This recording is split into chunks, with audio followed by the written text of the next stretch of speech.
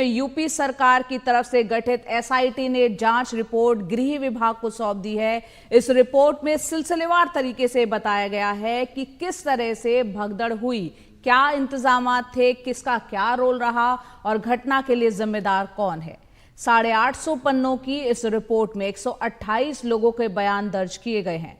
Report में हादसे के लिए आयोजक को जिम्मेदार बताया गया है। कहा गया है कि तथ्यों को छिपाकर आयोजन की अनुमति ली गई, साथ ही आयोजकों ने पुलिस के साथ दुर्व्यवहार भी किया।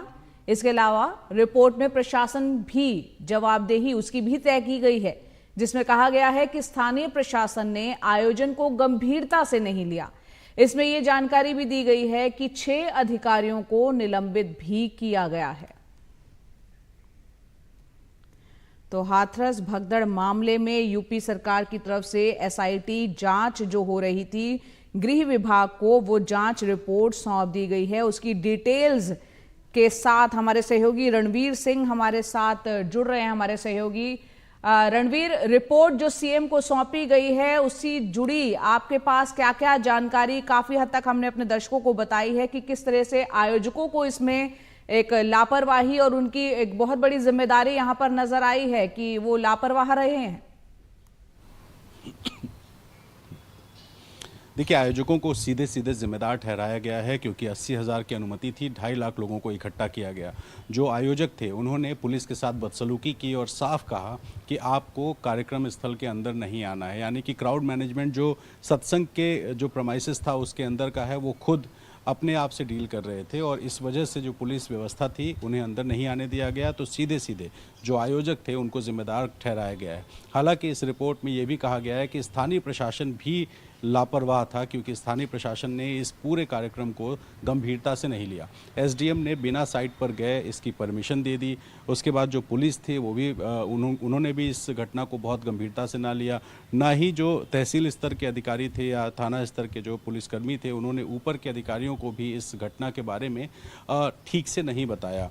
भीड़ इकट्ठी होती गई और वहाँ का क्राउड मैनेजमेंट ज़ीरो था जो सत्संग स्थल के अंदर का था, क्योंकि वहाँ ना बैरिकेड्स थे, ना इतनी बड़ी संख्या में लोगों को इकट्ठा करने के लिए कोई और अरेंजमेंट किए गए थे। लोग आते गए और लोग इकट्ठे होते गए और ये घटना घटी। एक महत्वपूर्ण बात ये भी है जो एसआईटी ने कही है कि उन्होंने कंस्पिरेसी थ्योरी को खारिज नहीं किया है, यानी कि षड्यंत्र की जो एक संभावना थी, आशंका थी, उसको भी खारिज नहीं किया और साफ कहा है कि इसमें षड्यंत्र भी हो सकता है, लेकिन षड्यंत्र किसका था और क्यों था, अगर होता है तो इसकी एक विस्तृत तौर पे जांच होनी चाहिए और इसके लिए जुडिशियल जो कमीशन है वो जांच कर रहा है। जब उसकी रिपोर्ट आएगी तो पता चलेगा कि इसमें षड्यंत्र था कि नहीं।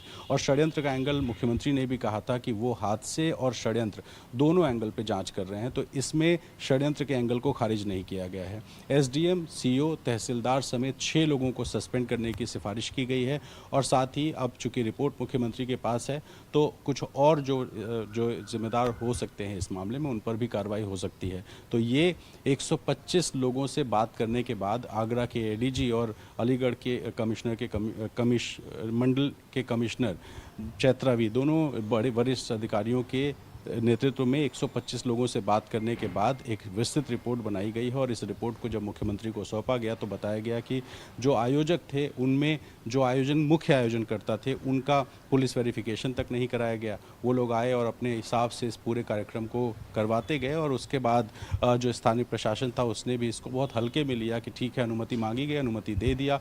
80,000 की अनुमति की बात कही गई थी, 2.5 लाख से ज़्यादा लोग इकट्ठे हो गए, तो पुलिस वहाँ पर कहाँ थी? स्थानीय प्रशासन ने बड़े अधिकारियों को क्यों नहीं बताया? तो तमाम ऐसे पहलू हैं जिन पहलुओं को लेकर के एसआईटी ने मुख्यमंत्री को अपने जो रिपोर्ट है उसमें अवगत कराया है। इस पूरी घटना को लेकर के अब एक बड़ी जिम्मेदारी उस जुडिशियल कमीशन की होगी जो जांच कर रहा है और 2 महीने में उसको रिपोर्ट देनी है। तो जुडिशियल कमीशन बताएगा कि ये महज एक हादसा था भीड़ की वजह से या फिर इसमें कोई साजिश भी थी।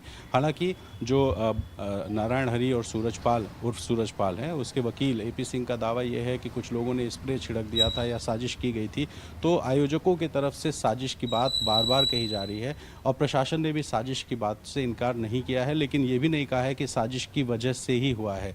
उसमें आशंका है कि साजिश की गई हो सकती है और इस वजह से एक इन डेप्थ इन्वेस्टिगेशन की बात भी इस एसआईटी रिपोर्ट में कही गई है। तो रिपोर्ट फिलहाल मुख्यमंत्री कार्यालय में है और संभव है कि मुख्यमंत्री इस रिपोर्ट को देखने के बाद ये तय करेंगे कि और किस पर कार्रवाई करनी है। लेकिन फिलहाल 121 लोगों की जान लेने वाले हाथरस की घटना में कुछ और लोगों पर कार्रवाई हो सकती है, ये तय माना जा रहा है।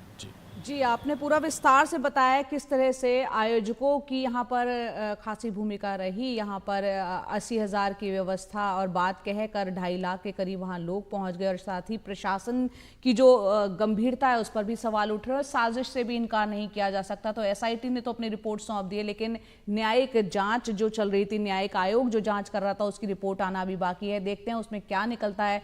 बहुत बहुत शुक्रिया रणवीर, विस्तार से तमाम जानकारी देने के लिए।